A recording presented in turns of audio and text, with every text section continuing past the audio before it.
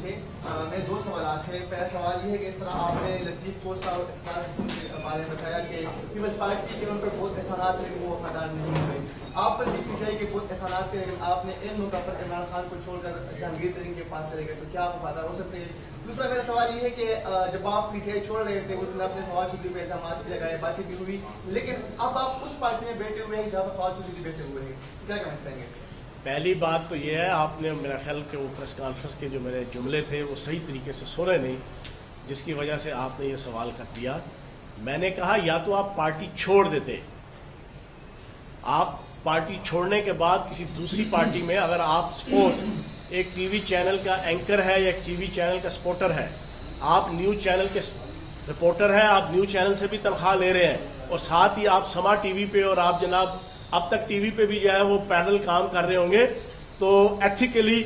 آپ انتہائی negative personality اور شخصیت کنسیڈر ہوں گے اور آپ کو اچھا نہیں سمجھا جائے گا. لیکن آپ نیوز چھوڑ کے سما میں جائیں, اب تک میں جائیں, پھر اس کو چھوڑ کے جس مرضی چینل میں جائیں, آپ ایک سال میں 10 چینلز میں چلے جائیں اپنے کیریئر کے لیے یا اپنی کچھ مجبوریوں سے یا اپنی کسی بھی چینل کی مس مینجمنٹ کی وجہ سے جو آپ کے ساتھ ہو رہی ہو, تو یہ آپ کا رائٹ ہے. تو جناب میں نے یہ کہا کہ آپ نے پیپلز پارٹی بھی نہیں چھوڑی, آپ پیپلز پارٹی میں موجود ہیں اور آپ اینٹی پیپلز پارٹی جو سٹیس ہے جناب اس کو آپ اس کے اوپر آپ چل رہے ہیں. تو اس سے بڑی نانسنس حرکت کوئی نہیں تھی کہ جو ان جیسے لوگوں کو جن کو نام دیا, عزت دیا, مقام دیا پارٹی نے, انہیں کم از کم یا پارٹی چھوڑنی چاہیے تھی. چھوڑنے کے بعد جناب آپ اس طرف آتے, لیکن عوام نے دیکھا کہ پارٹی نے مجبوراً پھر آج سے 5 دن پہلے ان کو جناب نکالا, حالانکہ یہ پچھلے کئی ماہ سے اس ڈیوٹی پہ تھے جو پہلے بھی یہ ڈیوٹیاں جناب دیتے رہے. جب آپ رہا ہوئے تو اس کے بعد آپ نے بھی کہا کہ پی ٹی آئی کے بہت سارے ایسے کارکن ہیں جو بے گناہ ہیں, جن کو جیلوں سے نکالنے کے لیے آپ بھی کوشش کریں گے. اس وقت ملٹری کورٹس کے حوالے سے جو لطیف صاحب کورٹس میں گئے ہیں, وہ ایک قانونی جنگ لڑ رہے ہیں, انہوں نے کوئی آؤٹ آف دا وے کوئی راستہ اختیار نہیں کیا. وہ سپریم کورٹ دیکھے گی, وہ آپ کو کیوں اعتراض ہے؟ اسی کو جواب دیتے ہیں. شبیر ڈار صاحب نے بڑا اچھا سوال پوچھا ہے کہ اعتزاز احسن صاحب اور لطیف کھوسا صاحب نے ملٹری کورٹس کے حوالے سے ایک قانونی جنگ لڑنے گئے ہیں. میں اس پریس کانفرنس کے ذریعے سے دونوں صاحبان سے پوچھوں گا, آج سے 3 سال پہلے پاکستان میں ملٹری کورٹس بنی تھیں جس میں ایک سول بندے نے ایک خط لکھا تھا آرمی چیف کو کہ آپ وزیر اعظم کی حد سے زیادہ سپورٹ کیوں کرتے ہیں, اور جناب وزیر اعظم کی اپروول سے, جو اس وقت پارٹی چیئرمین ہے پی ٹی آئی کے, ان کی اپروول سے اس کے خلاف ملٹری کورٹس میں کیس چلا, اور پھر 21 بندوں کا اور بھی ملٹری کورٹس میں چلا. اس وقت یہ دونوں فرشتے کہاں پہ تھے؟ کیا ان میں سے کسی نے ایک لفظ بولا اس وقت؟ کیا اعتزاز احسن اور لطیف کھوسا کا مجھے ایک فقرہ بتا دیں 2020-21 میں کہ جب party chairman P T I کے سابق وزیر اعظم کے دور کے اندر صرف وزیر اعظم کے اوپر کرٹیسزم کرنے پہ ملٹری کورٹس میں ایک بندے کا کیس چلا اور 26 بندوں کا اور کیس چلا. اگر تو اس وقت انہوں نے تحریک چلائی تھی, اگر اس وقت انہوں نے میڈیا کے اندر اور عدالتوں کے اندر تحریک چلائی تھی, اگر اس وقت یہ دونوں صاحبان سپریم کورٹ کے اندر انہوں نے رٹ کی تھی, تو ان کی آج بھی رٹ درست ہے. اگر اس وقت یہ نہیں گئے تھے تو اپنی پارٹی سے بے وفائی کر کے آج اگر یہ اس پلیٹ فارم پہ کھڑے ہیں تو دال میں کچھ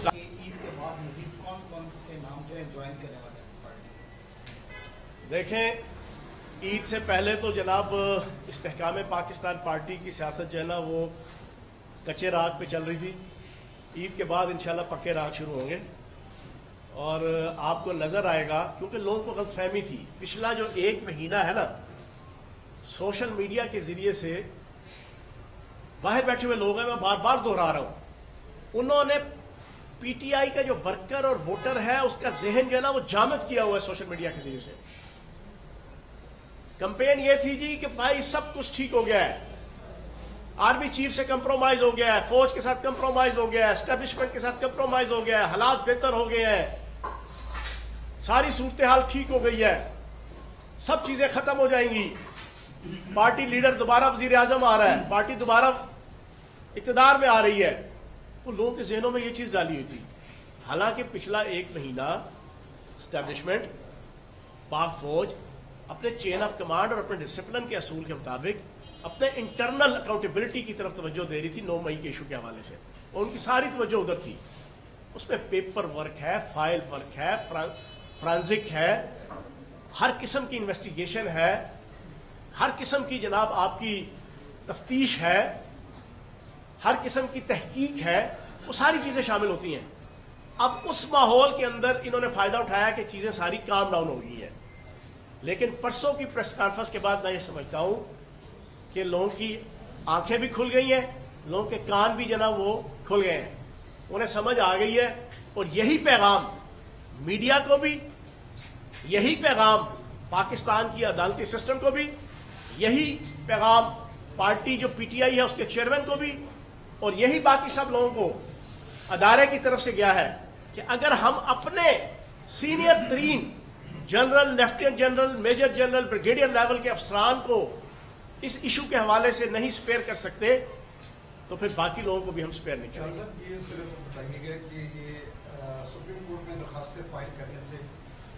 کرنے سے کب اعتزاز احسن اور لطیف خوسا کی جو چیف جسٹس اور پاکستان سے ملاقات ہوئی، اس کو آپ کس نظر سے دیکھتے ہیں؟ اور اس کے ساتھ یہ بھی بتائیے گا کہ القادر ٹرسٹ کے حوالے سے جو نیب کا ایک کیس ہے اس کو آپ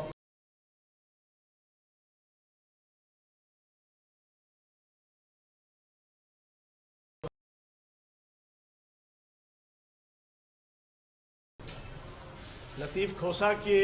گھر پہ جس حملہ آور کے ذریعے سے فائرنگ کروائی گئی اس کا آج بیان آ گیا ہے کہ جناب مجھے زبیر نیازی نے ہائر کیا تھا اور 10 لاکھ کی لین دین طے ہوئی تھی اور 1 لاکھ روپیہ جناب مجھے پے کیا گیا، باقی پیمنٹ نہیں کی گئی.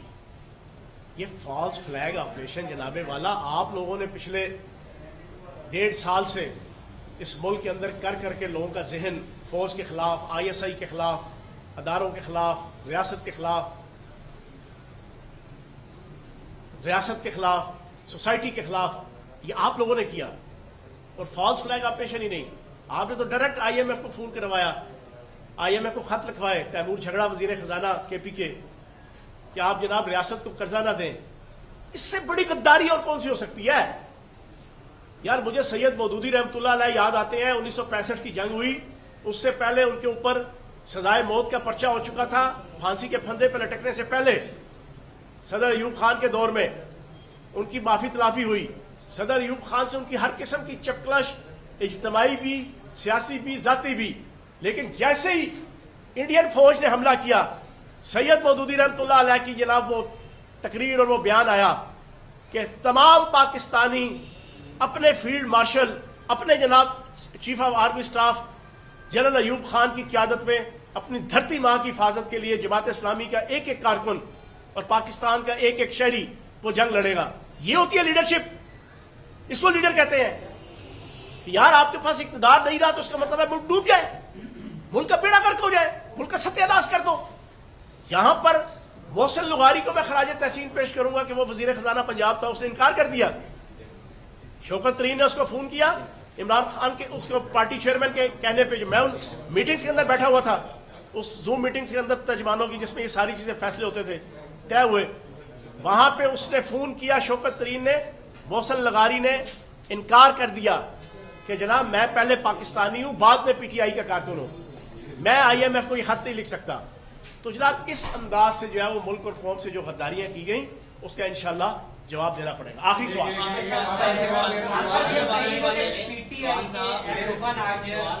پریس کانفرنس کرنے جا رہے ہیں اسلام آباد میں، آیا کیا وہ بھی استحکام پاکستان جوائن کرنے جا رہے ہیں؟ دیکھیں ابھی بہت سے لوگ آئیں گے،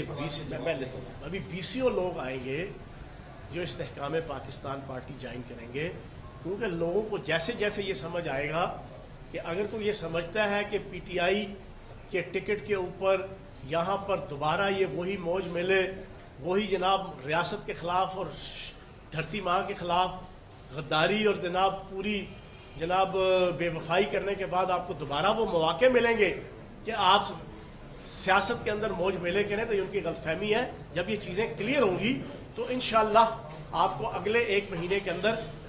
बीसियों बल्कि सैकड़ों लोग अभी जो है वो इस्तेकाम पाकिस्तान में शामिल हो गए। हाँ जी, आप उसके बाद आप फिर आखिरी सवाल। सर वो मेरा क्वेश्चन ये था कि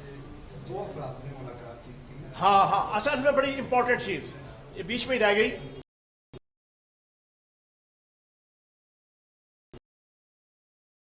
दुनिया की तारीख में कभी हुआ एतजाज अहसन पटिशनर, लतीफ खोसा उनके वकील, पाकिस्तान की रियासत को दांव पे लगाने वाला 9 मई का वकूआ, धरती मां की इज्जत और वकार की धज्जियां उड़ाने वाले वकूए, उसके ऊपर आंखों देखी वीडियोस, सबूत, फॉरेंसिक ऑडिट, हर सबूत मौजूद। उन इश्यूज के ऊपर अगर कोई मिलिट्री कोर्ट्स के हवाले से आइन और कानून के मुताबिक फैसला करके करने जा रहा है तो जनाब अगले पिटीशन सुबह दायर करते हैं और शाम को चीफ जस्टिस से पिटीशनर और उसका वकील मुलाकात कर रहा है। यह एक सवालिया निशान है पाकिस्तान के चीफ जस्टिस साहब के लिए भी, पाकिस्तान के अदालती सिस्टम के लिए भी, पाकिस्तान की मुहिब्बे वतन 24.5 करोड़ आवाम की तरफ से कि पहले कभी पूरी कौम क्या दुनिया के अंदर कभी किसी अदालती सिस्टम में यह नहीं देखा गया। आप इधर से अंदाजा लगा सकते हैं कि हालात क्या चल रहे हैं, लेकिन पूरी कौम को वक्त के साथ साथ चीजें समझ आ रही हैं।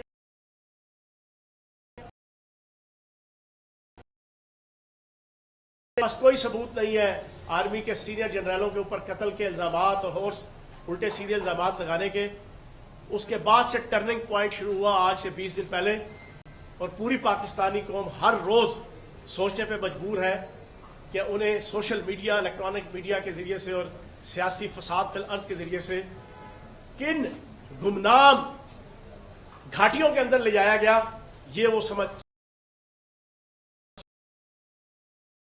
मेरा सवाल ये है, कुछ लोग कहा करते थे कि हम इमरान खान के साथ जो है चट्टान की तरह खड़े हैं, ना वो खुद नजर आ रही है ना चट्टान नजर आ रही है, लेकिन उनके पीछे जो बेगुनाह लोग अंदर जेल के अंदर इस वक्त भी कैद हैं, उनकी रिहाई के हवाले से अब आप क्या इकदाम करने जा रहे हैं? क्योंकि रास्ता अब आपने भी बदल लिया है, तो उनके लिए आप क्या करने जा रहे हैं? देखें, मैं पिछले तकरीबन 1.5 महीने से अपने हलके के हवाले से और शहर के हवाले से मुसलसल इन टच हूँ, और इंशाल्लाह ईद के बाद तकरीबन कोई ये जितने पर्चे हुए हैं, FIR हुई हैं, गिरफ्तारियों में तो तकरीबन मैं समझता हूँ कि 70% जो है ना लोग गिल्टी हैं, 30% बेगुनाह है। लेकिन जो नई गिरफ्तारियां हुई और हज़ारों लोगों के ऊपर जो 780A के पर्चे हुए हैं, उनमें से 50% बेगुनाह है। मेरी कोशिश है कि मैं अपने हलके के और पिंडी शहर के उन तमाम